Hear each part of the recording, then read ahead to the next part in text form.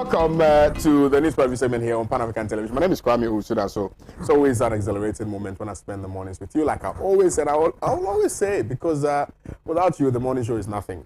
And we are appreciative of the fact that you spend your quality mornings with us. There are a myriad of channels out there, but you always choose Pan African Television. And for that, we always are grateful. Now, this morning, there are a number of issues that we're going to be touching on in respect of what is happening in the country at the moment. I'm sure that from last week, spanning through to this week, we're still going to be having conversations about the Supreme Court ruling. Indeed, the ruling is out. Certified true copy of the ruling is out. I have in my possession a copy of that ruling. I've read it extensively. The justifications given by the Supreme Court is there.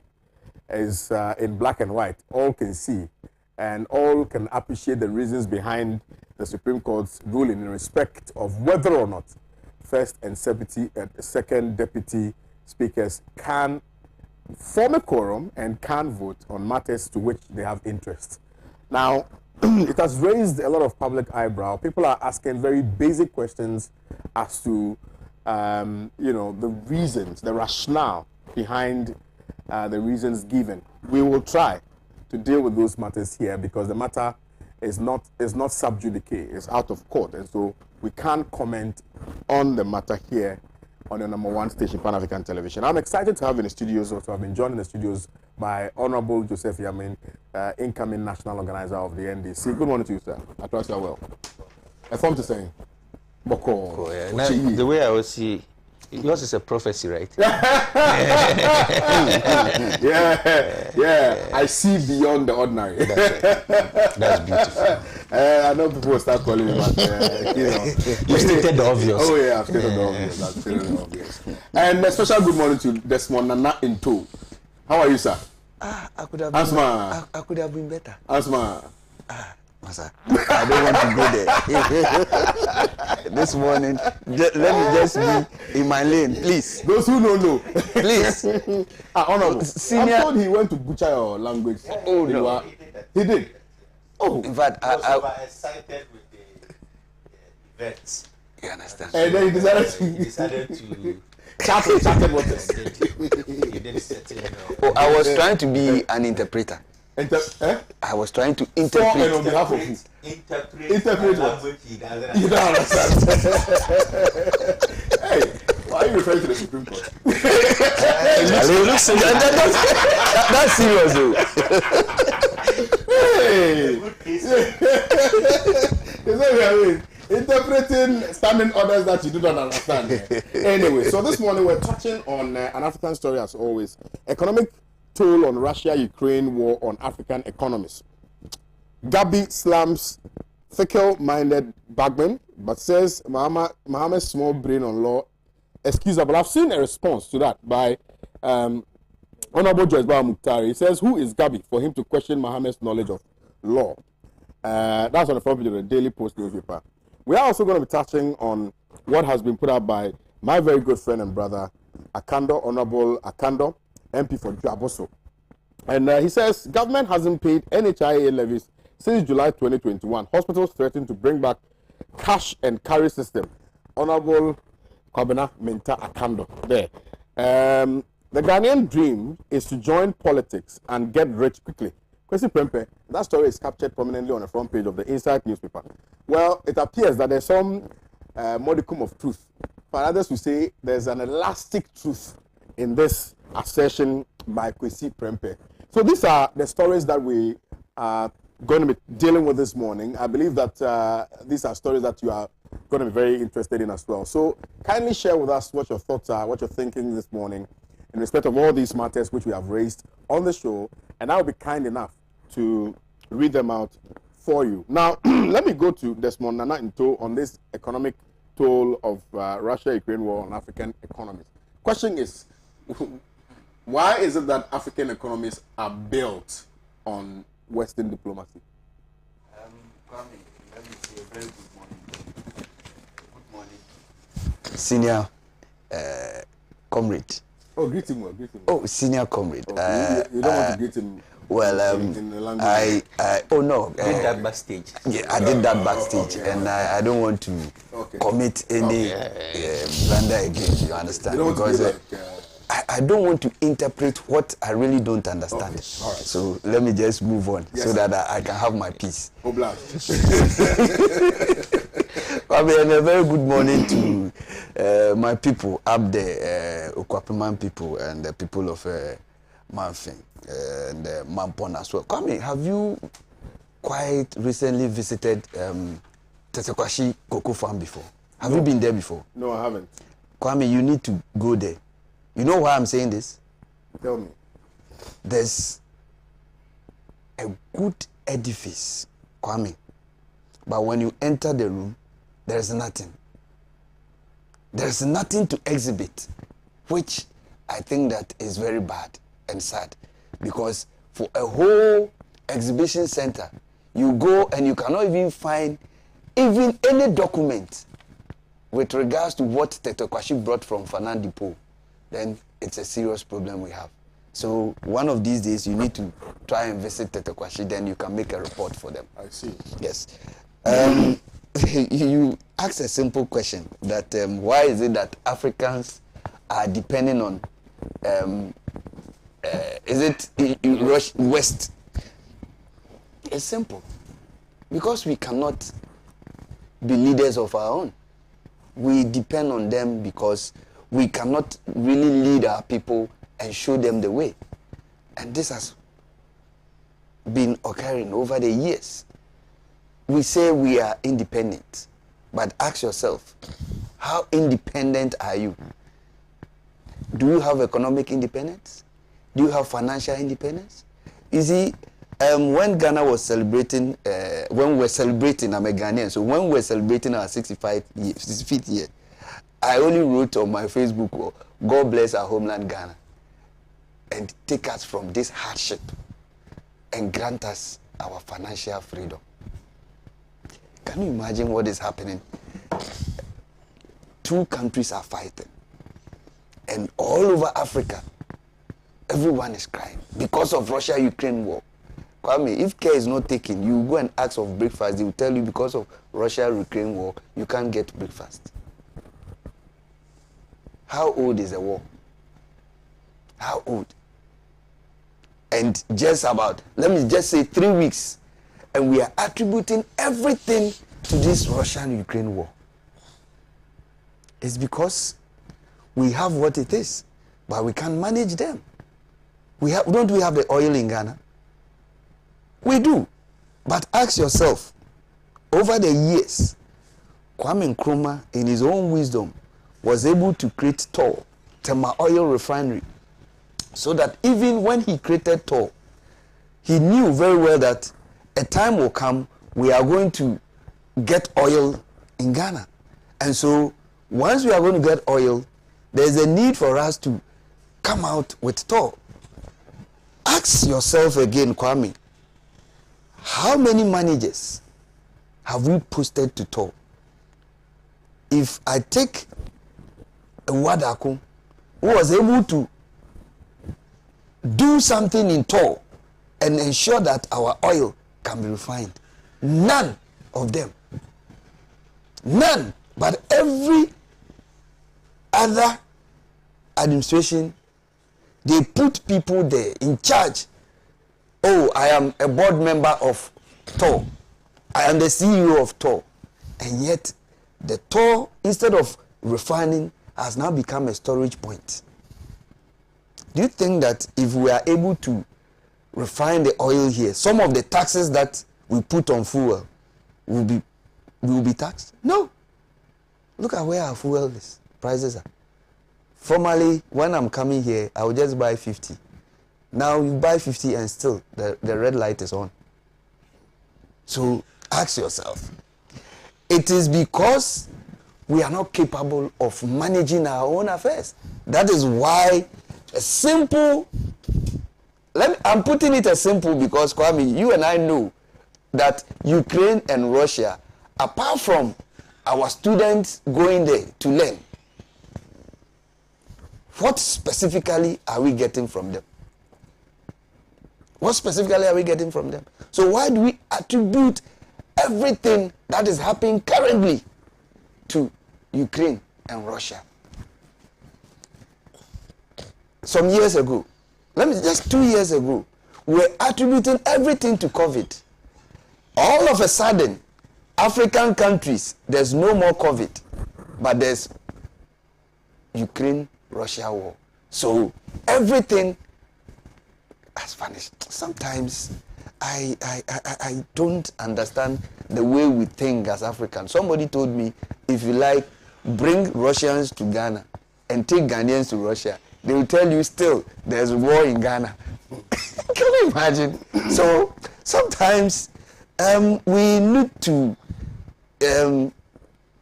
come out with leaders who are capable of bringing people together rather than separating us. African leaders, they are all, their mindset is to separate people. And so whatever decisions that they do, you realize that it comes out that people are being separated. It is happening in Ghana. And so for me, I always say, if you are a leader, you should be able to bring people together. But if you are a leader and you try to separate people, then you are not a good leader. And I don't know what lessons African leaders are learning. They go for conferences. They say AU. Me, I don't want to talk about our own ECOWAS. I keep telling you that it's only on paper. When it comes to reality, there's no ECOWAS. Is it because Nanado is the chairman? Oh no, but anyway, I think his time, the thing has even become worse. Okay. You understand? In those days, we can proudly say, oh, ECOWAS is there. But now, we don't even see ECOWAS. So, for me, Kwame, the issue of people talking about Ukraine-Russia war, trying to bring African economy down, I ask Africa, the kind of resources that we have, why can't we make good use of it? If you go to Congo, you go to Guinea, you come to my own Ghana, go to South Africa, there are resources that when we come together as a united African front, we can be able to do something for ourselves. But look, we always depend on the West, and so nothing good is coming out. Right.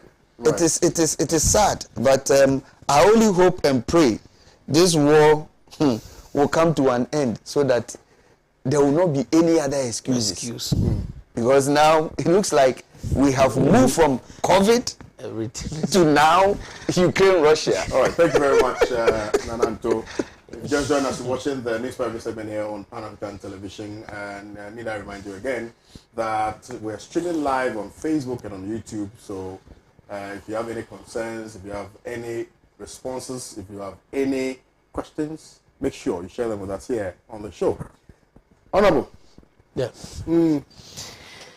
Kwame, good morning once again. Good morning. And good morning to my brother. The memories of Sankana is still fresh. It's hunting him. Yeah. But he really enjoyed himself. Oh, yeah. When was this? The best. That was 2020. Yeah, 2020. Last year. Yeah, it's still fresh on the 2 mind. years ago. Yeah. 2 years ago. See, you need to visit Sankana. That's the best place to How be. can I go there if I've not been invited? Yeah. You and my chairman No, were not. Chairman has not invited me. Really? Chairman has not invited You need to be there one day to see Then the the ball is in your Sankana court. Dam and everything about Sankana. Yeah. me. I'll visit. I'm surprised Kwame has not been there. Ask him again. Kwame, this is a good topic. But you see, the question is all about why Africans over reliance on the Western world. And it's simple to answer this question. The answer is that we seem not to have a plan ahead. We rather wait for us to be hit by whatever problem, and then we try to look for solution. Russia invasion of Ukraine didn't just come overnight. Russians also, before they planned to invade Ukraine, knew very well that there's going to be an opposition. The history is that Ukraine wants to join NATO. NATO's expansion into the Russian territory is a threat to Russia. Even though we have one superpower today in the world, as a result of the Cold War, Russia still possesses the status of a superpower. And so American very fast formed the NATO so that they could dominate the world. The Warsaw Pact also was formed by the Russians, even though it's not strong economic-wise. So America trying now to get closer to Russia, and that's a threat to Russia itself. And the last part they could get to cripple Russia is Ukraine. And so Russia planning to invade Ukraine was to stop the American advancement into their territory. And America, even though they cannot physically oppose Russia, definitely there will be some sanctions. And that sanctions economically will affect the Russian economy. Russia supplies oil and the gas to almost the entire Europe. Today there's sanction on Russia. But you know what? Before they invaded Ukraine or decided to move, they decided to have an alternative source of income. And that is signing an agreement with China. China has a population of 1.4 billion. China alone is bigger than the entire continent of Europe. And so signing an agreement to sell their oil and gas to the Chinese means that even when Europe decide not to engage them on the market front, they will still survive. And that's why they went into the war. If it were to be any other nation, they would have backed out because of the sanctions that are being put on them. Look at what is happening to Abramovich in the UK. It's unfair to me, because when the Americans were invading Iraq and others, I mean, these sanctions were all looked at. When America invaded, NATO invaded just nearby Libya and others, what did we do to them? Spare their rights. So in this instance, it looks like whatever the West are doing is good, and nobody talks about it. But when it comes to Africa, when the signs were clear that, look, we are likely to be hit by a war which will economically affect us, what did we do? Same as COVID. When other countries were closing their borders, we were gladly opening our borders. And when other countries were putting halt on travels, we were gladly going out there, jubilating and dining and whatever. Even when it got to Togo, you know, when we closed our borders, it was when it entered our country and overpassed that of Togo, Nigeria and others before we closed it. So you look at the mentality of the African, especially today in our country, the kind of leadership we have. Clearly, you won't be proud to say you are a Ghanaian, because it looks like we don't have what it takes to manage the situation. Look at what His Excellency John Dramani Mahama and the NDC did at the time of Ebola. I mean, we were nowhere near the countries that had that pandemic. But we had to put measures in place. I was a deputy minister in Ashanti region. Even though we had not been hit, we still had to go around to look for areas where we would put up isolation centers and be able to manage the impact if it should come. That is proactive. But here we sit. How do you come and tell me that a country that is exporting oil, an oil producing economy, will be hit when another oil producing economy is hit? We export oil, we send it to the world market, even though we don't refine. But hey, like my brother said, all that the word that did under the NDC John Mahama's administration has been thrown to the gutters. And the word as the CEO for Tor and Boss, Tor was refining our own oil. We were refining oil in this country. Today, Tor has become a dumping site. It's just a haulage for crude to be brought in, because people believe in the importation of the crude more than we refining them. And when we refine them in this country, we are opening up a lot of opportunities, a lot of employment opportunities and whatever. But they prefer to do the trading and bring in, rather than looking at what will impact positively on our economy. Today, fuel prices have crossed the 8, and when you ask of the reason, the simple answer they give you is that Ukraine is being invaded by Russia, and so world market prices have shot up. Today, I listened to the world market price. How much is a crude oil being sold today? If our projection was $70 per barrel, today it's selling at $117 per barrel. It means that we have had some bit of unless they want to tell us today that sake of the war, people are not buying the crude. They are stuck there, so we don't have anything. But if indeed we are still buying at the higher price, what it means is that Ghana is making some windfalls, some revenue, some additional monies that but for the war, we wouldn't have been able to raise it. What are we doing to mitigate the problems? What are we doing to impact positively on the lives of the country? It tells you clearly that this government doesn't think. This government is just sitting down there and just looking at the situation head on and say that, look, we don't have any other option. Or the only option available to us is that let our people suffer to mitigate that problem. That is the only option. And so the only option is that, look, I have no other option to turn things around. Pay e-levy. I have no other option to turn things around. My friend, increase the fuel price. I have no other option to turn things around. Increase electricity bill. That is all. So as Africans, the mentality is that, especially under this current administration, is that there's only one method.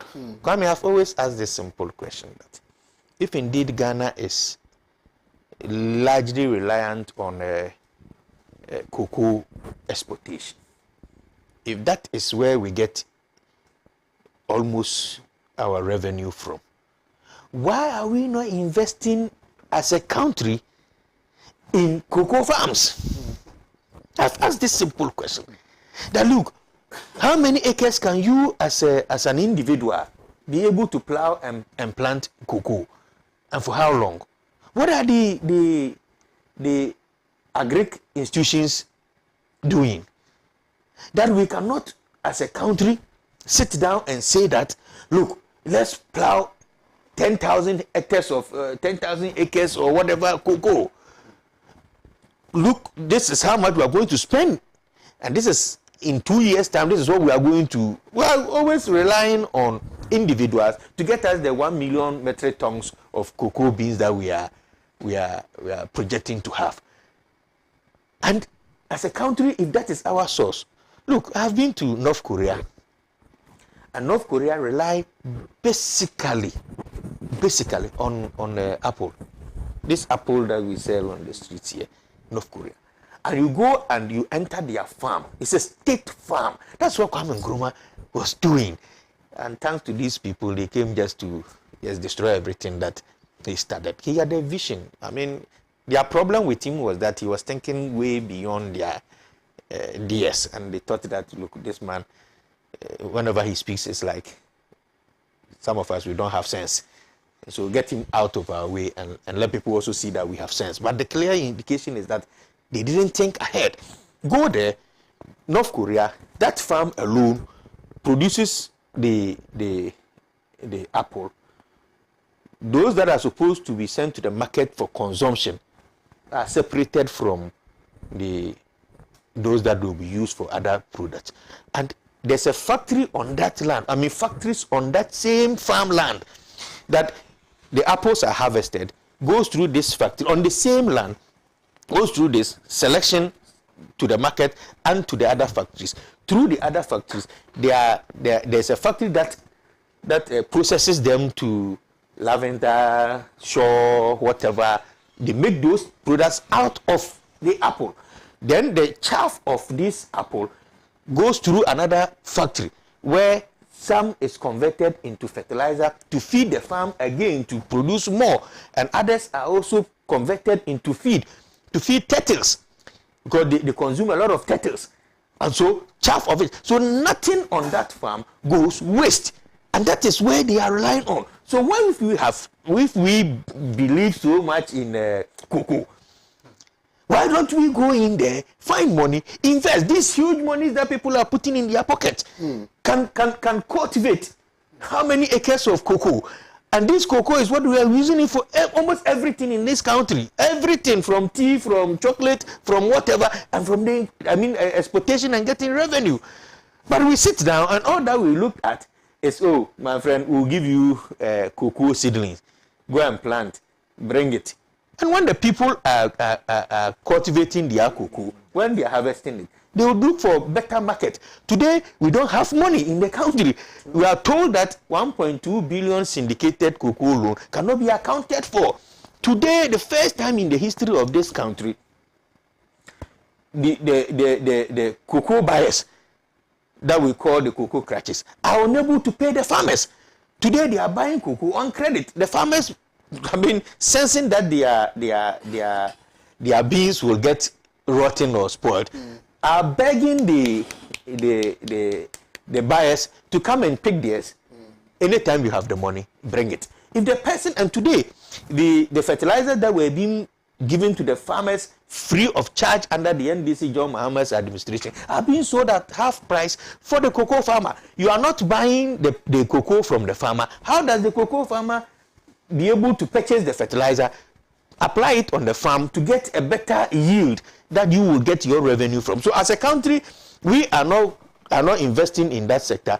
We are also not helping the ordinary Ghanaian who will want to have a livelihood on that sector, to have it more, for us to be able to get what we are supposed to get as a country from and produce. So you want to find out whether indeed the African really understand what is called survivor. Right. That's my biggest problem. Well, thank you very kindly. That reminds me, are you aware that there's a state farm at Kwame here? Do you know Kwame? No.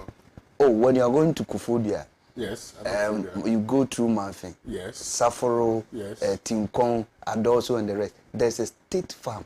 I see. I didn't know that. Kwame. Now, too. What are you talking about? So it used to be a state farm. It used to be a state farm. Now go and see. I see. Anyway, let me go for this quick commercial break. On my return, there are a number of issues that I know that you are interested in.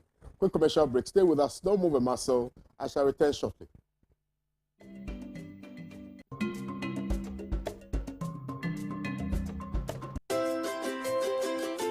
Trasacco Estates, home to Accra's most beautiful and luxurious homes, presents its newest addition, Trasacco Springs, a premium master planned community of service plots surrounded by an exhaustive list of amenities.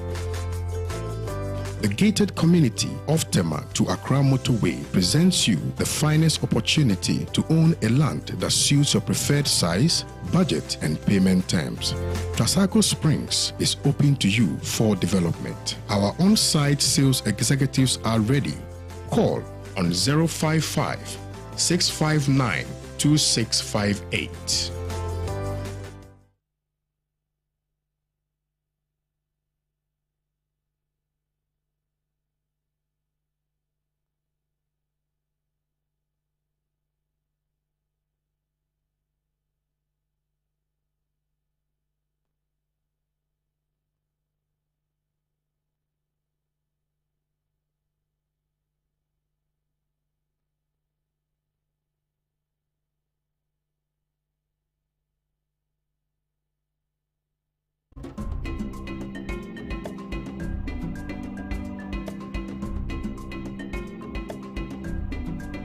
from that quick commercial break. If you just joined us, you're watching the newspaper review segment here on Pan African Television with me, Kwame, Owusu, Danso. Let's come back home and discuss some pertinent issues as well. Now, there's one issue that I want us to touch on before we zoom into the others. It's got to do with road traffic accidents in Ghana.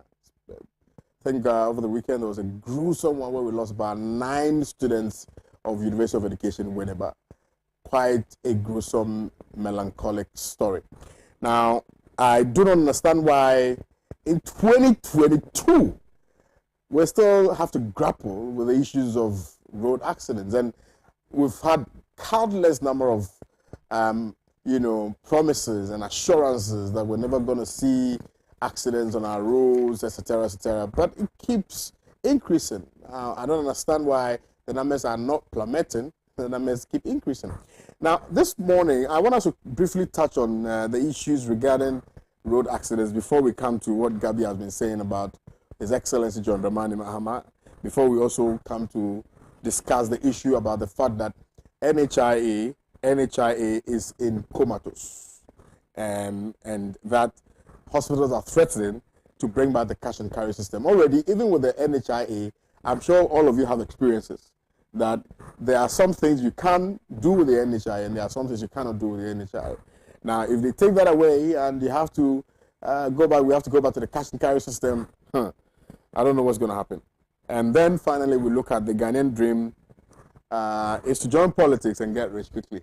That will be a very interesting conversation, really. Honorable, let me come to you relative to the road accidents in Ghana.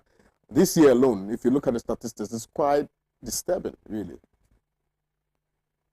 Yes, as a country, that's our biggest problem, and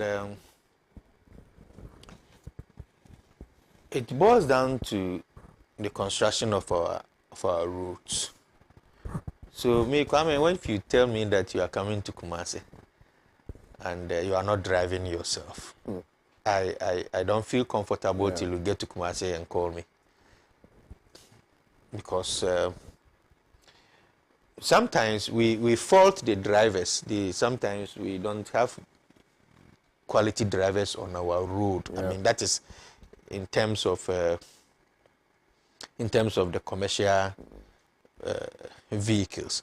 But hey, even with the private ones, if you are able to mobilize some monies and buy a car, then you are a driver. I mean, so people with vehicles learn driving on their own. They don't learn driving from any regulated source.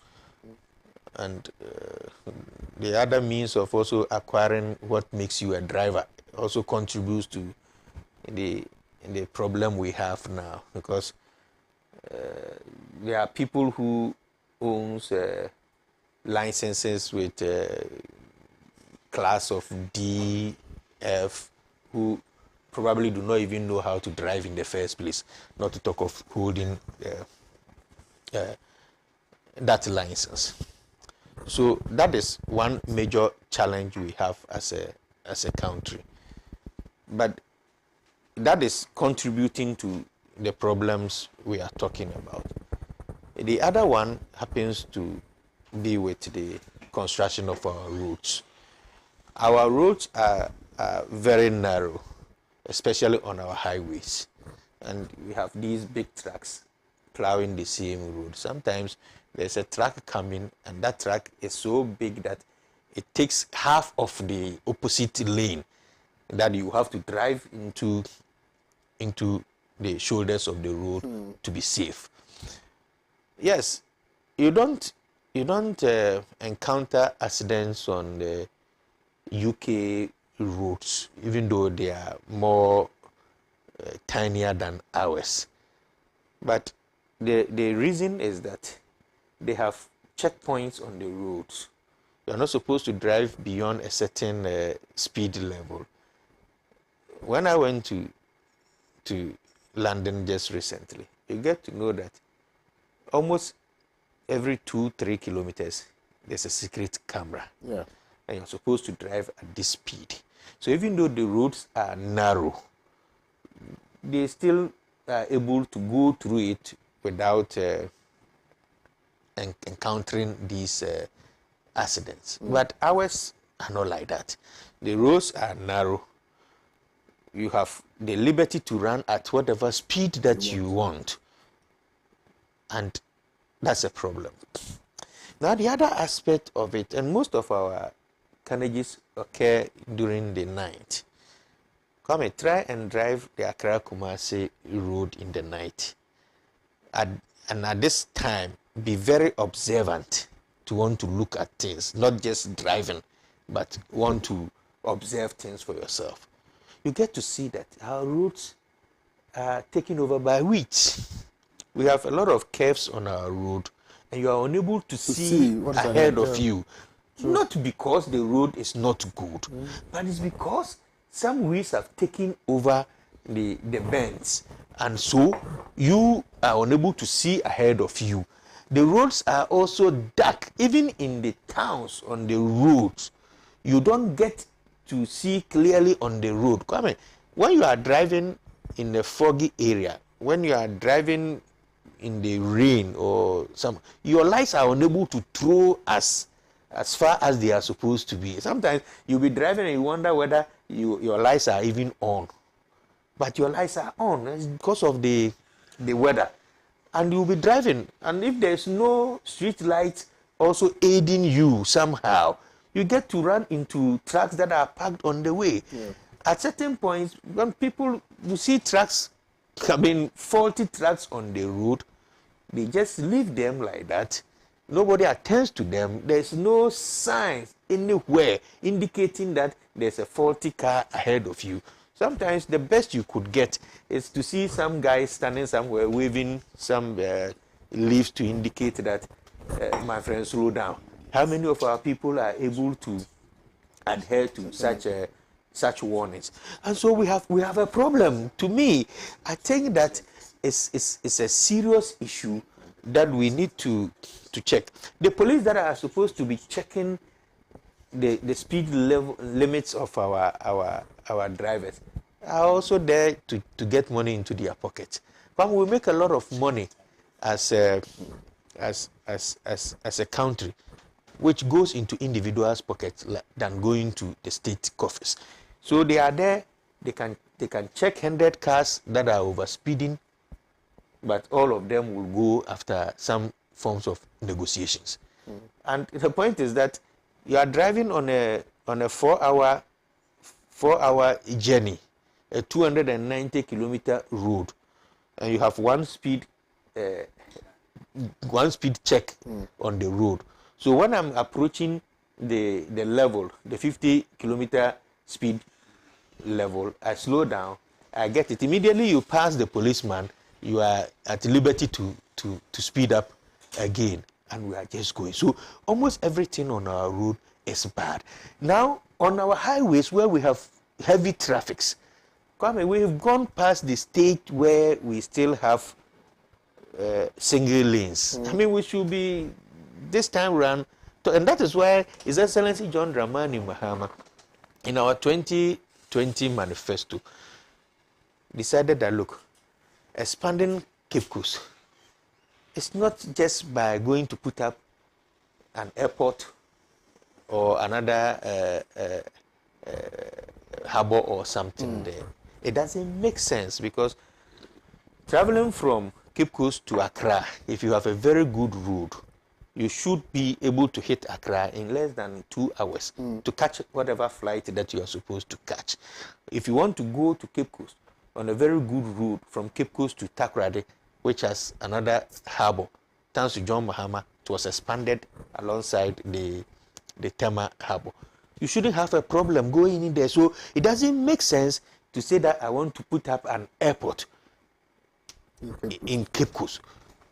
What makes sense is that dualize the road from Accra to Cape Coast. If you do that, you shorten the driving or the traveling distance. You are able to also prevent this unnecessary accidents, because the point is that you are overtaking a car and there's an oncoming car. So either you collide with it or you rush into the lane and hit the person you are overtaking, or you run into the bush. And we have a lot of manholes just around our roads. So we have gone past the state where we have single lanes. So just do it. And it looks like this government is just a matter of rhetorics. I mean, when was it? Somewhere last year, we were told that funds were available to dualize the road from Accra to Kumasi. As we speak now, there's no sign that we are going to do that. And that is our problem. So it's bad. Look, those of us that travel long distances on the road, Kwame, anytime you are moving out, you have to pray to your God. And it looks like in Africa, everything is about miracle. That's our problem one, again, that everything is about miracle. I mean, you don't go to, a friend called me from US, and I said, oh, I was coming to Accra. He said, oh, may God be with you. I said, amen. You see, but it is only in Ghana that we will say, may God be with you. In the US, when you are traveling, it's okay, safe journey. Because the point is that when they say it's a 4-hour journey, 4 hours, you are there. The road is so safe, you can sit in the bus and sleep, and you still get there. In Ghana, it's not like that. So, haven't you heard this? That there are people who go for spiritual men to just have certain things put in their car just to avoid accidents. Yeah, I mean, but this is a human error. Oh, yeah. Why should we be worrying the gods and our God and everything about things that we are the causes of it? Absolutely. I mean, so the easiest thing to solve this problem is, one, to dualize it. And again, the difficulty about dualizing our route, I mean, also boils down to compensation. Now, look, when you are going to Kumasi, fortunately, successive governments started under Rawlings, Kufuor took over, Atamils and John Mahama did it. The road is somehow dualized up to Lendado. I mean, the bypass from the Atiwa Junction going there also needs another lane added to it. But when you get to Enyinam, sometimes it could take you more than an hour to cross Enyinam. It's so narrow. The markets are so because of taking, the way they've built. You know, that's it. So the houses are just and the market. We never envisage. We never envisage. Sometimes we, the people, are also part of the problems. No, Let's be honest. No, but you see, the problem is that if you build an unauthorized land and government wants to do something there, they don't ask for your permission. So the only time where government has a difficulty in breaking a certain area for redevelopment or something is when government is entering somebody's private property. Did we envisage that we'll get to a time where our cities will be so expanded to the point that people will be commuting from one point to the other, and knowing very well that that is a busy road and we'll be expanding it to a dual carriage? Today, that level alone, the amount of compensation you will pay in breaking those big houses to do another road, Kwame, can scare any government from taking such a decision. My point is this: land registration in Ghana is a big problem. It is a problem. Now, for instance, in where I live, and I'll say this open, I don't care. The transition area, Showman Estate, behind Ghana Atomic Energy, okay? And Nkrumah left that land for a reason. No, they've sold all of them. And that place is a waterlogged area. Yeah. It's meant for farming. Go and look at the place now. They are filling and somebody has given permits to people to build and there. they are building. They have sold everything. So we are part of the problem. We are part of the problem. And we must be part of the solution. Because the point is that there's also, you know, they've started constructing our inner roads around my area. Senior, I promise you, when you have time and you come to Accra, I will drive you to the place. There's this road, okay, where it's supposed to connect to the other, you know, highway. Somebody has built in the middle of the road. So they constructed the road, got to that place, and then just marked it. That's right. And then there's this narrow, very, very narrow road, you know, because all the people have built and blocked the road. What kind of madness is that? So that's our problem. And when we are to tackle this issue, The easiest thing is what It's to politicize it. No, don't the easiest politicize thing it. is what Kwesi Prempeh has just said, and that will be our last topic. That everything is politics. It doesn't make sense. The person who is building there, somebody authorized the building. That is the point. What are we doing to that somebody? What is the point? Who is paying for that mess? Absolutely.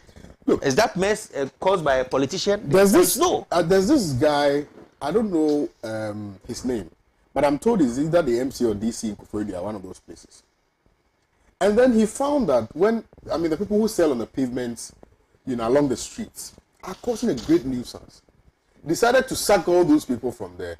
And then what did he hear next? What did he get next? He said, if you don't bring those people back, we'll sack you. Yeah, of course. What is that? That is where the politics comes in. That's where some persons have gone to give some assurances, and now there's some bit of a backward reverse to that. But the point here is that, Kwame, we did not plan ahead. And so we have, for instance, this I'm talking about, you come and face the same thing in Konongo. Can you? It's terrible in Konongo. So because Kumasi is like 4 hours. So 4 hour journey, you end up spending about 7 hours. 7 hours doing that journey. What so, is that? And the causes of it. So it has also gotten to a stage where government will have to spend and be able to put street lights, especially on our highways, to be able to aid drivers. Vision. And be able to clear the roads. I have observed these things, and it's dangerous. Now, the statistics are very dominant. In fact, look, on today's what? 14th. Just this morning, we are learning of an accident in the Eastern region. Accident at Nkoko of Framasi claims 5 lives. Then 13th, the day before. Okay? 9 UEW students died in Sunday dawn crash at Asuboi. Then the Deputy Roads Minister reviews near-death experience in 2018 road crash. The 31-year-old man killed in ghastly tricycle accident at Asin Akerebuanda on the 11th. So just this week, the 11th. Then scores of people injured in train accident at New Takrade on the 10th. It's like a problem. 3 dead, others injured as truck transporting logs. Some assault at MIM on the 8th of March this year. Pastor, 5 others perished in Wasa and Konsia accident, 4th of March 2022. Motor rider crashed to death by ECG vehicle on Eastern Corridor Road on the 1st of March. Then, road crashes alone, 232 deaths recorded in January alone. Now, too. It's serious. When COVID came, we were all scared. We thought that COVID was going to kill more people, but as it stands now, the records are clear. Accidents are killing people more than any other, let me say, virus or disease in the whole in Ghana. It's because of the nature of some of our roads. And like senior comrade said, I have also observed the same thing. Street lights during the night is very, very important. Kwame, I don't know. Are you aware you've been paying for street lights? But ask yourself, how many street lights can you boast of when you are traveling from Accra to Kumasi? Accra to Cape Coast. So, sometimes, meanwhile, when we are constructing our roads, we factor all these in the construction. So what happens? Do the monies go to some other individual's pocket, or just that our engineers don't seem to care? And so all that they are interested is just constructing the road and nothing else. Because this road accident is becoming too much. The education is also a key factor.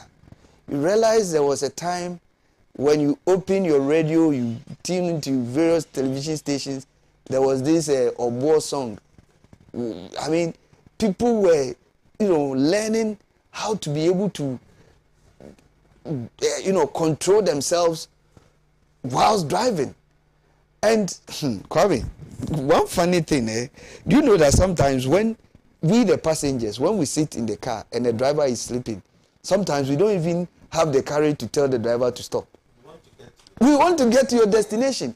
And so if the driver is even sleeping, you see people just also being, and the issue of our smartphones. Issue of smartphones. The moment you sit in a bus, everybody is on a smartphone. And so if the driver is even misbehaving on the road, nobody sees it.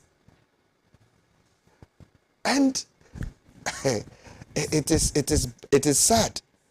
Kwame, did you hear our road minister saying 2018 was going to be year of road? Yeah.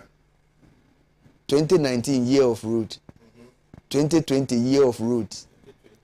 2021 year of road. So we have year of road part 1, 2, 3, and 4. And yet, there is nothing to show for those years of roads. And well, that's the political talk. They are in the pipeline. So we are still waiting. But Kwame, on the more serious note, I sometimes wonder how some of our leaders, they think and they respond to issues. Kwame, do you know that this road toll was also helping us in a way to prevent some accidents? Are you aware? And the police checks on various routes was also helping. But all of a sudden, police checks has been abandoned. And so people drive anyhow. Kwame, I tell you a story. You know, there's a checkpoint when you are going to Cape Coast between Apam and Winneba. There's this police people who used to stop the cars. And I have been stopped on 3 occasions. Anytime they stop me, they said they use their, is it the speed gun? They will show it to you. You've crossed the 80. Anytime, on 3 occasions. So there was a time I just decided to go more than 80. When I got there, the man said, oh, you've passed, you've gone 80. And I said, look, I was going even more than 80. So it means that the gun itself is not working. You understand? So all these things are factors to the causes of accidents because we don't check properly the kind of license people are using. Somebody will just sit behind his car. He will not even check whether the brakes are working, whether there's oil in the car. And a vehicle is a machine. Anything can happen. And so I will plead with the authorities who are involved. DVLA, Road Safety Commission, Road Transport Ministry, and the rest. They should come together. Intensify the education.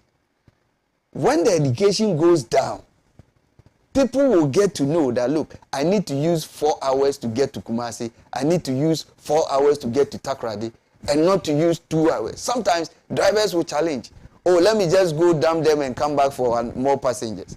If you go, you dump them, and you yourself, you are part of the people you are going to dump. So what happens? We need to do something about it because road accident alone has taken more than 2,000 lives. Just this year alone, Kwame. Just this year alone. That is the recorded. That is the recorded ones. So the unofficial ones will be more than that. And if you ask me, COVID itself, since COVID came in the early part of 2019, how many people have died out of COVID? Which one are you talking about? The recorded or the non-recorded? Oh, I'm talking about both. The massage video. Because if you look at the number of accidents. And you know my problem? My problem is that we keep highlighting this issue, talking about it continuously without fail. Yeah. And it keeps increasing. Yeah, because... I don't understand. You see, that we talk about, and every time, we say it's indiscipline. The people are indisciplined. The people are indisciplined. But we've done nothing about it. But our leaders are... People drive on the shoulders of the... Look, it's unbelievable. Even on the Tema, Accra motorway. when there's a little traffic, People just use. Mohamed, Yeah. it's unbelievable how people drive on that stretch. Yeah. People just drive on the shoulders of the road and they're okay. You know? Yeah. With impunity. I have this message I want to read with your permission. Please. It's from a police officer who is watching us Right. now. I won't mention his name, but this is the report. Good morning, Honorable. I'm just watching you on Pan-African TV. The problem also, the police also has a problem. When writing accident reports, they don't indicate the architectural construction of the road in their reports. This should always be included so that this will get to the Ministry of Roads or whoever are on the road building business. There are problems with the construction of our roads. That's This precisely from the the case. police. No, but why wouldn't there be problems when people are on record to have made arguments about how they need to pay kickbacks? Yeah. That's it. You know, so for instance, if the contract is worth 1 million Ghana cedis, the person who gets the contract is not thinking about the survival of the road or the lifespan of the road. They are thinking about how much profit I'm going to make and how much I'm going to pay as kickback to whoever awarded the contract to me. That's our reality. No, but the point here is, again, my brother, I sometimes, let me choose my words very carefully before somebody reads some unfounded meanings into what I am saying. But the point is that the problem we have, even if it is your right to take the kickback we are talking about, sometimes we deprive the contractors of the money they are supposed to use to do these jobs, even before they start them. But that's the whole point. So, but the point is, why don't you wait? Get the person finish the job, Then and demand whatever it is yours out of the profits that the person gets. But here in the country, and it is happening currently to the point that, look, today, if you are a Get Fund contractor, if you work under Get Fund, and your contract spans back to the days of the NDC, 2013 to 2016, you know, if they will process your, and I'm saying this, everybody can challenge it. Before they will process your certificate, you have to pay 10% of the amount. Pay them cash before they will start to process your certificate for you to be paid. And there are a lot of people who have paid this amount and still their monies have not been paid. That money that you have taken just to process the certificate could be used to further the work or do some better job. So he comes and give you that money into your pocket. The next thing is that you have to find other alternate means to progress on the job. And you going to supervise the job cannot go there and say that my friend didn't do a good job, because you know very well that you have already taken some chunk of money that is supposed to end up doing a very good job. So you are unable to do that. The problem. But you see, No, to agree. The point is that another issue we is know that- all of these things are happening. We know. Yeah. And yet somehow we have done absolutely zilch about these matters. And that's where my problem is. Because if we know, of course, and we do know, that the number one primary factor of road accidents is because, first of all, the architecture of our roads are bad, and secondly, we are very indisciplined as a people. And so when you have a mixed bag or a cocktail of these matters, then the end result is dire. You understand? But even be known to us, we have done nothing.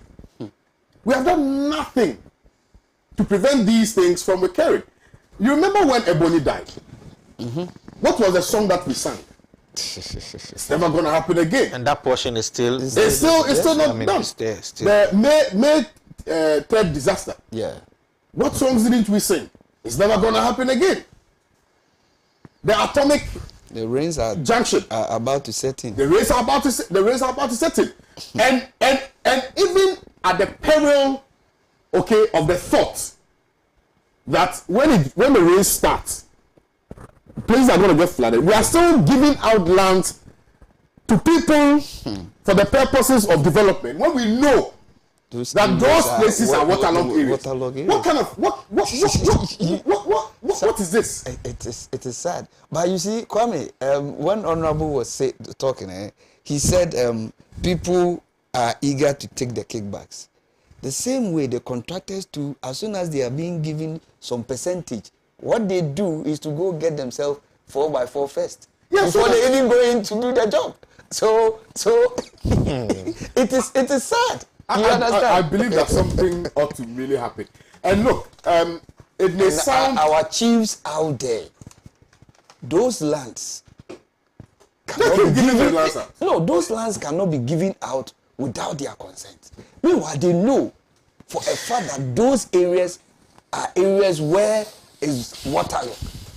To an extent that even now, people are selling football pitches. unbelievable. Football pitches. You know for a fact that these areas Recreational centers.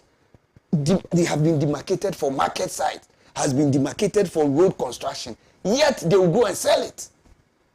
After selling to, you don't see anything that they do with the money. I say this and people think that, oh yeah, you are watering down the import or the relevance of democracy. But look, the truth must be told that our understanding of democracy is in discipline. Our understanding of democracy. Our democracy is to be in discipline. Because look, somebody will drive on the shoulders of the road. And then when you ask them, but why are you driving over first floor or Chronodia? And somebody was asking, look, the moment you sit behind last time that you are capable of any and everything. Look, the last time, my dad, when he was alive, my dad was a police officer. When he was alive, he had a cane in his car. He had a cane in his car. And he had like a bottle of water, always in his car.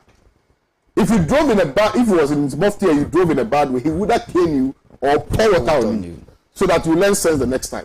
Look, the last time I was driving, I was using the back road where Zoom Lion has his park, just behind Abofu here. Then this egg seller had sold or something like that, and after selling, he threw the polythene bag on the floor. I drove past there, parked the car, and I asked her to walk back and go and pick it. No. I said, if you don't pick it, what I'll do to you here? Because you see, you leave these things on the road, it will rain. Our drains are already small and open. It will get choked, and then people's homes will get flooded. And then we'll call on government to come and salvage the situation when we are the problem. And sometimes, look, oftentimes you find some of my colleagues, and I don't begrudge them. You find some of my colleagues insulting leaders here and there, but you see, have they credit themselves how they themselves act, or in whose interest they serve? Oftentimes, when we say that we are serving the interest of the masses, they are serving their own interest. Oh yes. People started, and I'm not here to also. People started fix the country. Brilliant concept. I never joined it. You know why? Because I knew that we won't get anywhere. And true to my words, people fight oftentimes not because of the state or of the nation, but because they want to be recognized so that they can make some money at the end of the day. And that is our reality. And which is why I agree with Kwesi Prempeh's assertion that the Ghanaian dream, the Ghanaian dream is to do politics.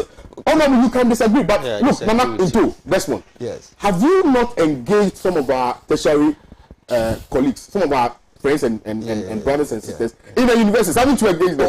When you ask them what you want to do, what do they tell you? Let's face the reality. I want to become a DC. I want to be a DC. I want to be an MP. I want to be a politician. He sacrifices to do that. Nobody's talking about sacrifices. The point is, no, it's not about sacrifices. When we get to that service is very important. Apprenticeship is key. Everybody knows that, and I'm not saying that if you're a politician you shouldn't make money. Okay? But when you are in school with somebody who has absolutely nothing, and then the person's political party comes to power, and the next 1 year, 2 years, and I know people in the MP, I know several of them whose cars we had to push to start. I'm telling you, on Pan-African Television, I won't mention names, but they know themselves. These days, the cars is push to start. So which? No, it's not about the push to start. As in, I'm saying that we had to push. Oh, okay. To be able to start. At one point, President Kufuor's car was pushed. Absolutely. And oftentimes, you know how he parked his car? He used to park his car on a hill. Yeah. So that when he finishes the show, he wouldn't have to struggle. We wouldn't have to start. At one point, that man was even the one pushing the car. Today, the guy owns a Range Rover. The first car he bought was a BMW. Okay? And it belongs to this administration. I'm being honest. People know, they know the guy. And he stopped coming on my show. It's fine, I don't care. But I'm just trying to tell you that people go into service not with the clearest of intentions. Do you understand what I'm saying? And that is precisely what Nana Kwesi Prempeh is talking about here. But Kwame, have you realized that some of our contractors too, they are not, let me put it into quotes, if you know that this amount given to you is not going to be able to construct this road, why do you go in for it? Because somebody will take it and do a shot. Had it not been Ghana, I didn't know that a highway can be 2.5 lanes. A highway in Ghana here.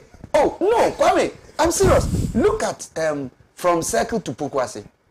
From Circle, Achimota. I've seen it, yeah. 3 lanes. Yeah. The moment you, after Achimota New Plan, the highway becomes 2.5. It constricts, yes. It becomes 2.5. You're right. So how can the whole highway becomes 2.5? It constricts. Then after the Pokwase, it becomes 1 lane, and then it stretches again. So you ask yourself, why? And that road is bad, eh? What is government doing about it? It's terrible, eh? I mean, I've noticed it. Oh, anyway, you are not always here. I am a frequent user of that road. But I'm surprised that government is still sitting unconcerned. That road from Pokwase was supposed to stretch through that lane. Yeah. What has happened to it? Let's come to Kwesi Prempeh because of time. Because I think it's important we deal with this matter. Kwesi Prempeh's assertion that the Ghanaian dream is to join politics and get rich quickly. And in as much as I agree to a very large extent with this assertion, it also goes beyond just joining politics. The Ghanaian dream for most of the Ghanaian young people is to get rich quickly. No matter how, no matter what, no matter the procedure, the point is to get rich quickly. Now, that is why I'm saying that conscience has been taken out of our ability to reason and to act swiftly. And so oftentimes, we don't pack our conscience behind our actions. It is just the end result that is, people need the end result as opposed to the processes which will lead to the end result. But they don't really care, which is why you find a policeman who will join a gang, go and rob a billion van because he wants to get rich quickly. Because the system has been so corrupted that the perception now is that if you genuinely went about your business, you wouldn't make money. And the people who I have friends who work in the public sector. They earn as low at this material moment. Somebody who has worked within that space for about, my guy has worked in that space about 10 years. His salary is 2,000 Ghana cedis. 2,000 Ghana cedis. How much is fuel? How much is a bowl of kinky? He has children. Well, because that's what I know. I want to be charitable with my own facts, and I'm being honest. It's my friend, brutally honest about it. He tells me, Kwame, I earn 2,000 cedis a month. So, for starters, that person knows that no matter what he does, he won't be a rich man. He cannot survive. So, that is our reality. Is he a teacher? No, he's not a teacher. He works, I don't want to mention what he works, I would have asked you to tell him to take Nanado's advice. He's not a teacher. But the point is that the mere thought that if you work within the public sector, you cannot be a rich man, is even a problem in itself. That if you genuinely went about your business, you will not be a rich man. Which is why a lot of people have resigned from where they work and they have taken contracts from government. Because Nanado actually gave them a business idea. That if you want to be a rich man, don't go into the public sector. Go and set up a business. If you have 1 or 2 connections within some of these agencies, they will give you contracts. In a matter of weeks, months, you become a rich man because the only thing you need to do is just to pay a little kickback. My point is this, that how do we address this particular issue? Because it's become a bottleneck and an albatross around our necks. And the earlier we did something about it, the better. Because every time when I wake from my bed, my fear is to see an eruption, a civil eruption. That's a fact. That's my fear. Because people are struggling on the streets of Ghana. Well, Kwame, you have a point, but you see, I cannot agree with Kwesi Prempeh entirely. He may have a point, but we seem to be over demonizing politics or politicians in our country, and I think it's not helping us. We seem to make it look like all problems in this country are under the sleeves of the politician, which is wrong. The statement here sometimes, Kwame, the sacrifices politicians go through, I'm not sure most of the people you are talking about will go through same. If I were not a politician, Kwame, and you invite me to your show, you have to pay me. Right or wrong? It depends on where you're looking at the issue. No, so when you look at your resource person, when I went to the United States,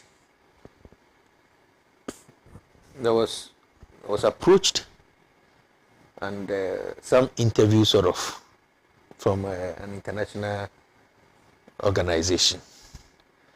I looked at it and juxtaposed it with what is happening in Ghana. Then I said, well, we are being taken advantage of as politicians. I drive all the way from Kumasi. Do you know how much it takes, fuel and whatever, to appear on the show, canvass for votes for my political party to win power? I am doing that for Ghana because I know this is the worst ever government a country can ever have. And to be able to sell that idea to Ghanaians to boot out the already sleeping elephant, this needs some bit of a job. I leave all my job down. I'm a farmer. When I leave the farm unattended to for 3 weeks, do you know how much I lose? Before I go there, everything is off. You start from scratch. And I'm doing that because I am a full-time politician. So when you sit down, when my party comes after 4 years, I buy a Land Cruiser. Somebody sits down and says, look, the party ban there are some genuine, and that's where I say I can't agree with him entirely. At the point I have. But to generalize it, you are rather discouraging genuine people from also taking political rules. If I should sit down and probably want to save how much I spend on fuel alone, coming to Accra every week to come and do work for my political party, Accra alone, probably I will be able to buy a Land Cruiser in 1 year. But I risk that. I do it a service to you don't see that one as an investment going forward. And when the party comes to power, the only thing you do is to want to assess Enrayan and the party by. Of course, they are doing that, and where I have a problem with them is where they will lump us all together. It is clear in this current administration, and people like Kwesi Prempeh and others should be bold enough to tell Nana Addo and his government that, look, this is what is happening in your... Where I have a problem with civil society organizations now is yesterday when they were talking, they were so blunt to point out John Mahama's administration, things are not going. The pastors, they were always having verses in the Bible to preach against the government. Today, this very Bible, they don't have verses in the Bible to preach against what is happening in the country. And Only time you hear them want to say something about this government is when they bring the two political parties together. So what you see is that all of them are the same. How can we be the same? One is building school, someone is chopping money in the air. You say we are together, we are the same. How are we the same? People then tell them, yes, like you are saying, there are people who clearly are not holding any political office. Yes, even they are holding political offices. But go and look at their assets. And you'll be able to say that, look, my friend, this person is taking undue advantage of the political system. Are we not in this country where you are talking about your friend who is not only owning a Range Rover, but other ranges? Go and ask the kind of buildings he or she is living in and want to find out, just opposing it with his or her salary, and see whether that person deserves it. Precisely the point. So how much when you earn? As a member of Parliament, let's say you are a member of so you should be able. How much do you? So you should be able, as a civil society organization, not just be blunt enough and say that the Ghanaian dream is to join politics. Politics is a sacrifice. I mean, it's a serious one. So what you're talking about, in respect of traveling all the way from Kumasi to Accra, it's about service to the country. It's about service to exactly. the country. There shouldn't be any reward for your service. Are you talking about that? Yes. The person who HKC Prempe, who is talking about it, it's a civil society organization and non-governmental organizations. Go and find out from their organization. They are not supposed to be making profit.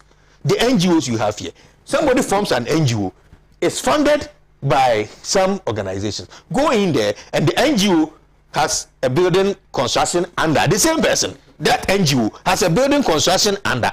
If the NGO is supposed to build some boreholes or whatever, construct whatever, it is their own companies which they have formed that are doing that. Meanwhile, they are supposed to bring in their revenue and push it into the communities for those development. Are they not doing that? So why would you leave yours and want to demonize the politician? That is the problem. So I say that when you see Yamin, that when Yamin came, he had 2 dogs before he became a minister. Today in his house, he has 7 dogs. You have every right to question. So this blatant statement is not helping the politics, not encouraging young guys to want to do it. If somebody has finished school, that person, because he is serving his political party, has applied so many times to organizations, including civil society organizations, and they have refused them employment. And so that person goes through all this time, 4 years struggle, 8 years struggle to let his political party comes to power. And all that you come and tell Ghanaians is that because the person wants to get rich faster, quickly. Is that a good assertion? Yeah, but in the same vein, you will also be in admittance that in many respects there are people who join politics by reason of wanting to be quickly rich. That is fine. That's what I'm saying, that their researches should not be so, blunt like that. He, very close to, at least, if for nothing at all, Martin Amidu has told us how close he is with this current government. Can he give us examples? Examples for us to debate on. That somebody today, we're not able to mention names, but go there and find out MPs who came with no cars. Today, you can count estates that they are being built in their names, not in people's names at all. People are showing off with a class. Be bold as a civil society organization and mention these names and start to state them and let people understand that these people just came in around. And so this kind of life is rather encouraging people to want to join so that they can also get there and we'll be able to solve it. But when you want to generalize it, who went into politics and didn't have anything, somebody sees me out there and say that politicians know me for. Is that what he wants to paint? He should be bold enough and tell us who we know them. You are generous enough to want to tell us one, even though you fail to mention the name. But at least you have said it. Are they not true? Go there and find out. Go and find out in Kumasi. Look at what the MPP are doing. They are abusing the state resources we have. Somebody is sitting down there, doesn't he know that there is somebody who has blocked a whole highway in Kumasi? Yes, and the government cannot do anything because that person is from his political party. So it doesn't negate It doesn't negate. I didn't block it. It doesn't negate what has been somebody bought state land. Do research and go beyond and be able to tell us so that we will appreciate what you are doing. But bringing everybody into one scale is my problem. What you are saying. There's every evidence to suggest. In fact, you do even have a lot of evidence to suggest that a number of the people who you say are in government now have overnight become millionaires. Yes. Yes, and it's because they joined politics. And so state them. Yeah, so I want him to state them. So, but the point here, because is that it means that there is some iota of truth. No, the problem I have with him is me my brother sitting down here and somebody says that we want to be rich overnight and that is why we have joined politics. That is unfair. You wouldn't know that until you come back to power. So you see, but I've been in power before. Yes. My point today, I am doing a thesis on the climate change and the water areas alongside the churches. That is what I am looking into it, and I am mentioning names. I've gone to sites, I've taken pictures, and at the end, those names will come in my dissertation, and I'll mention it and point it clear to that point. But when you are doing a research, and your research is blunt and saying that people get into politics because they want to be rich, you are not helping the discussion. All right. Thank you. Give us examples. Very well. Thank you very much, Honorable Joseph. I mean, definitely not smiling. The sacrifices. We go through all sacrifice. The drivers in this country sacrifice. Hold on. If talking about sacrifice, I think it's so unfair. You need to sacrifice. It's so unfair when you create a huge dichotomy. When it comes to politicians, their sacrifice is different from the driver. No. That's what you're saying. No. When it comes to politicians, their sacrifices are different from the gentleman who sells dog chains on the street of Accra. How come that the person who sells dog chains on the street of Accra is not as rich as the person who joins politics? That's the comparison that I'm talking about. When a race is called, that is when you know the dichotomy between the horse and an ass. That's what it is. Kwame, nothing comes easily. Yes, so as we speak, I told you I got back to Accra 2 a.m. and I'm here. I have to leave my car up there because it's spoiled. The mechanic who came, sacrificed, tried to fix the car. That's a sacrifice. But in the end, we need to, take off the gearbox. Yes. So when we go through all this, and you come out with a solving, and then you just leave it blunt, like senior comrade said, it doesn't speak well of you, because you are in this business and you know how it is. And so for you to just leave it blank, it means that you don't even want people to see how attractive the profession is. You are trying to tell people that until you join politics, you cannot be rich. But I know of people who are not politicians and yet they are rich.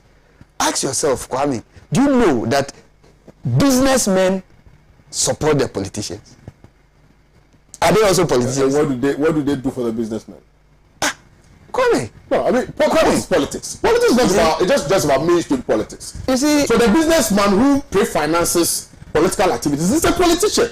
But just that they are not at the forefront, but they are all politicians because they stand to benefit from the spoils of politics. That's what it is. But I disagree with Kwesi Prempe's assertion that if you want to become rich, you have to become a politician. No.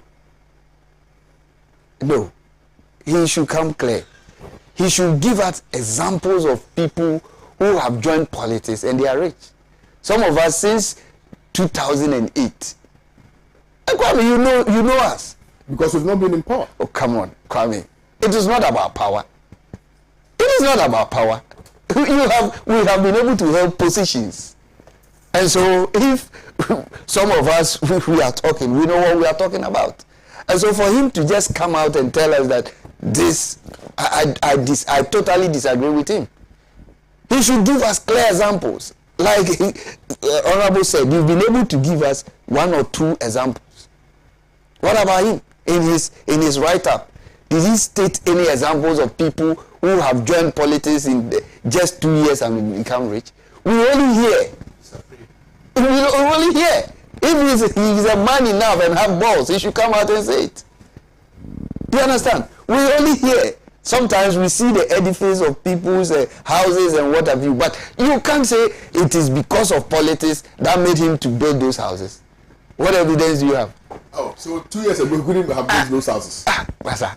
When his party was not in power, Masa. he would be able to. Some of these things are hearsay. That's you see, but but you know that in every hearsay there's an element of truth. What is this? That, and honorable to say, I mean, I agree with you when you talk about sacrifices.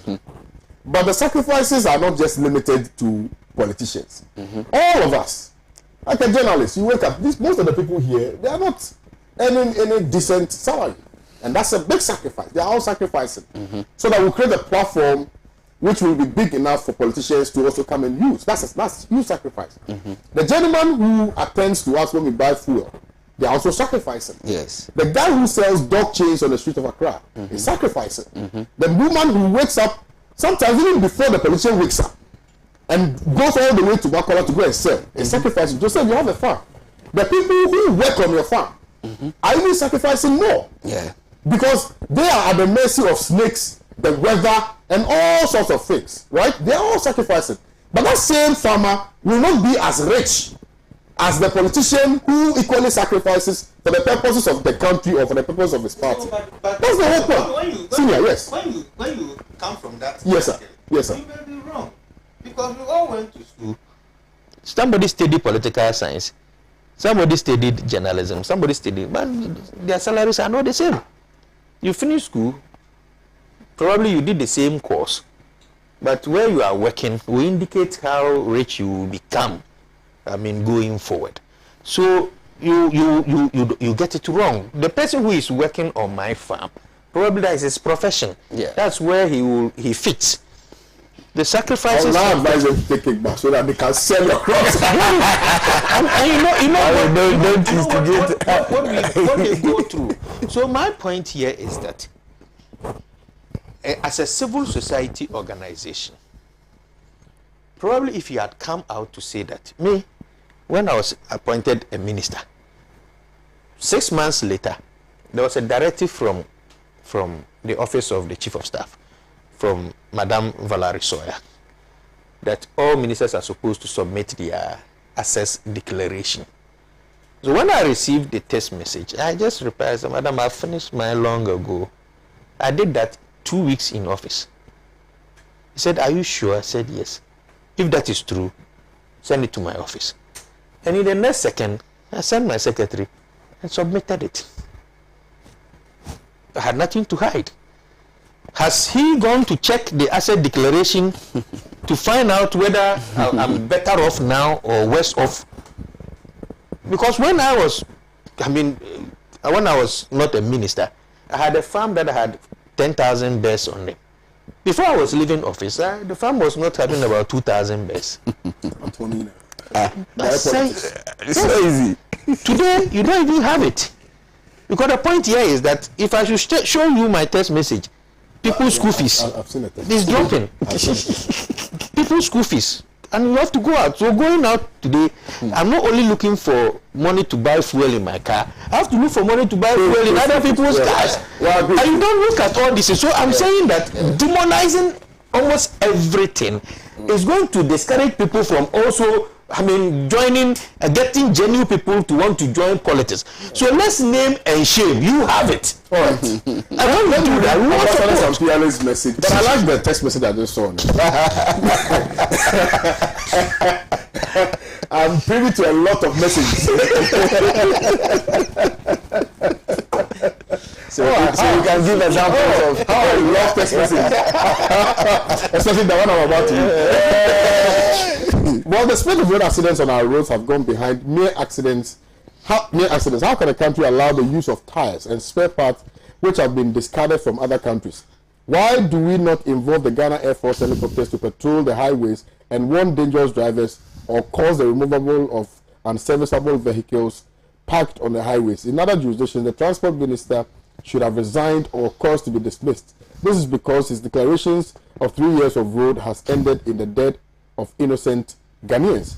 when in the middle of the night, road ministers and government officials keep forcing their way with sirens for the ordinary drivers to give them the right of way, simply because the driver is sending children to school. Interesting perspective there from Ambassador Sampiale. Well, thank you very kindly for your message, Ambassador Sampiale. It's interesting. People are sending me quotes from the Bible. Is it because I said I saw a text message? That text message is very divine. It's a divine text message meant for our eyes only. Now, let me read a few messages. Can Naba on Facebook says, America is not trying to get close to Russia. Use the right words. It's NATO. NBC Youth for GM, the grassroots president. They are referring to you as a grassroots president. Ko Mensa Pillar 2 says, oh, Arahosempani, Ghana, everyday accident. Oh no, oh no, oh no. Nigeria produces oil. How can Nigeria be complaining about Russia-Ukraine war? Africans, yeah, more. Suleiman Abdurrahim says, how can the Africans continue to rely on the Europeans for our growth? If we don't take care, it will come to a time when they would stop giving us loans and grants, and we would all break down once and for all.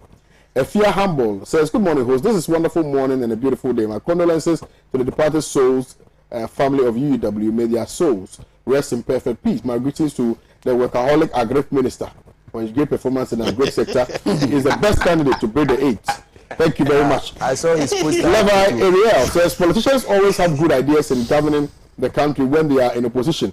But when they win power, all the ideas will evaporate, leaving corruption. For instance, then Anado in opposition was the best, had the best ideas, but now he's the worst president ever. Master Red in Kaswa says, Ghanaians should pardon John Mahama for his reckless statement against Supreme Court verdict on Deputy Speaker's voting, because he has no ideas in law. Long live Ghana, long live Honorable Mrs. Kumsin and Mr. Eric Amako, the aspiring NPP Assistant Secretary for Kaswa. Master Red sends this one in from Kaswa. This one says, Kwame.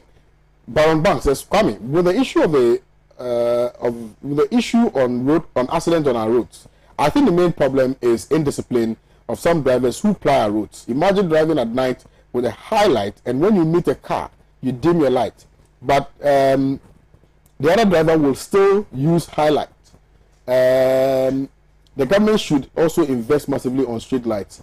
Suleiman Abdurrahim from Tamale says, people are in a hurry to make money quickly, and as a result, they would not learn driving properly before going ahead to buy a vehicle, a tricycle to use on our roads. These are some of the messages that have come in. My time is almost up, and I really wish I would have discussed this Akando issue.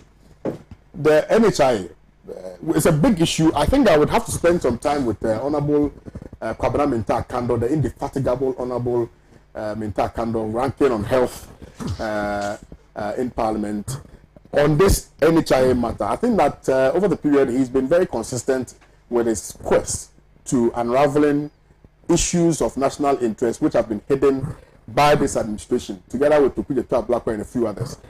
So we'll find time, bring him into the studios, and we'll have this conversation on Pan-African television. But let me say a big thank you to you, Honorable Joseph Yamin. You've been absolutely brilliant on the show this morning. Have you checked this information to you? Yes. There's animal research center around Adenta, Frafraha, somewhere. Okay. Unfortunately, the lands are being sold among themselves. Oh, just go and check it. Oh, send your reporters there. Check. We'll follow. Check it out. We'll follow. Yeah. We'll follow. I'm following it. And you know, people are actually taking over lands in this country with the support and help from some people in government. That's right. Yeah. Even when they know that they are not the rightful owners. They will just come and take the land, and then they will get the ministers to give them these so-called BNI and things like that to come and protect the lands for them. You know, and it's madness. I'm investigating that. I have a lot of videos. All right, we'll follow that story quite keenly. But let me say thank you to you as well, Nana Nto, for your time. Thank you. And Honorable, thank you very kindly. Anytime you're in Accra, don't hesitate at all. We are here. As long as you be prophesying that I'll be the national organizer. But you are. You are. We don't like any sample. We like to see.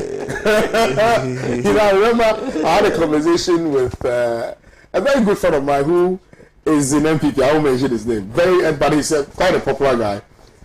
And then, we're having a general committee. We met at the airport, Tamale Airport. I was going to Naledi Gambaga. He was also campaigning for Nana Akufo-Addo. And then, just the end of the election, because openly, I mean, this one everybody knows it. I have friends in NDC, I have friends in MPP. I campaigned openly for Alhaji Baba Seydou Yusufu because I thought that, he would be able to do quite a great amount of work for the people in Naledi Gambaga, which he started really, And then we're talking about the organizers. And I said, but the NDC, the organizer, have you seen him? I said, I don't know. Then the guy said, I think his own is submarine. I said, hey, I didn't know submarine means an election. He said, Kwame, then go and ask him. Anyway, we don't like submarine. When you win, please, let's see you. You have to be visible. Okay? And whisper some words of encouragement into the ears of your followers so that they can be more poised for victory. One of the things that I find, and this one, I want to believe that you will listen to this with very soft ears and perhaps do something about it. I may be wrong. Okay? But I think that the NDC appears to be, I don't know whether it is a negative assumption or a positive assumption, but you are thinking that 2024 is a done deal, by your actions and things like that. Please take it in good faith. Sure. But it's like you're really, I don't know if you understand what I'm saying. Yeah, but it's not going to be that easy. Let me summarize it for you. It's a victory that is assured but difficult to take. You see, because of this perception that 8 years will be So I think that they are a little relaxed and their communication is not really poignant. I want things to be done such that even if you are going to win, it has to be very decisive. Because the moment you slack, it's easy winning. Do you have any interest in NDC coming back to power? I have interest in anybody who can salvage this country. Okay. And so if the right people to come, if the NDC, I don't have a problem. If the CPP can work their way up, to be able to take power from NPP, I don't mind. So long as it is not going to for me, I want to see leaders who bring us together, rather than leaders who separate us. And the current leaders are separating the country. Absolutely, and I agree with you. One of the things which I think ought to be done, and maybe you can also take this in good faith, that in the event that your party wins, please, this division, like he's saying that once you're an MPP member, you can't even get a job to do. I think that you people should look at what they are doing now. But 2 wrongs don't make a right. So, but you agree that it's but that is what it is. I'm saying that 2 wrongs. So we'll take your advice. As long as you believe it's otherwise, look, what are we building? So we are building a country which is sharply divided on political lines. What we feared was traditional or tribal lines. Now, tribalism is fast eroding. Politics is what is actually sharply dividing us. People can actually hate their brothers, blood brothers. They hate themselves because this one belongs to this party. It's just competing ideas. It's a competition of ideas. So, which idea will hold sway? Don't worry, we are coming to correct the wrong. Let's correct the wrong and build a more unified Ghana. Now, when people hear the national anthem, they are not even, they are not even moved.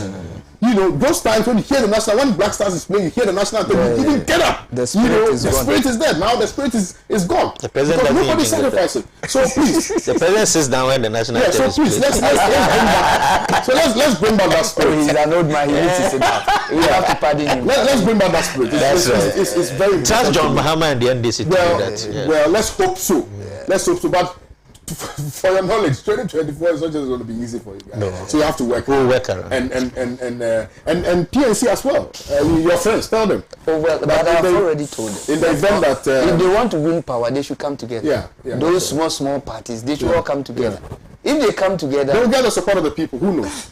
All right. Otherwise, we the youth of this country, we have to start our own political party. But it's true because somebody was telling me the youth, we need to take over this. We need to set up our own political party. Men are. I'm sure when we set up a political party, and that has the force Kwame, of the before people. we close, why is it that these days, when you have an issue with your brother, and the case is settled, when you see your brother, you don't still greet? Why not? Why is it that these days, when you have an issue with your brother and the case is settled, when you see your brother, you don't still greet? Why is it that these days, when you have an issue with your brother and the case is settled, when you see your brother, you don't still greet? Do you know why? Tell me. Because some of the verdict that comes out doesn't make sense. That's right.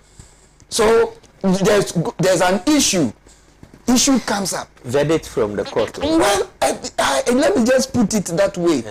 Because some of the verdict that comes out doesn't make sense to me. Doesn't make sense. So in those days, our forefathers, when there are issues and they settle those issues, you see people coming together laughing. But these days, when there's an issue, Charlie, you see the before you even go, you know the answer. Massa. Well, thank you very much. And finally, I would also like to urge some of my colleagues on, in the media space to always be very, let's trade with brains and ideas rather than insult. I don't think that's the way to go. Anyway, thank you again. And thank you to the viewers. Thank you, Ambassador Sampiele, His Excellency, for your message this morning. I'm grateful. And a special good morning to Mr. Justice Akufo-Kineko. You couldn't join us this morning. I'll find out why. But a special good morning to you, sir. I believe you are well, you are healthy. Hopefully join us next week. Thank you, guys. I'll see you tomorrow. Do have a very pleasant day. Bye-bye.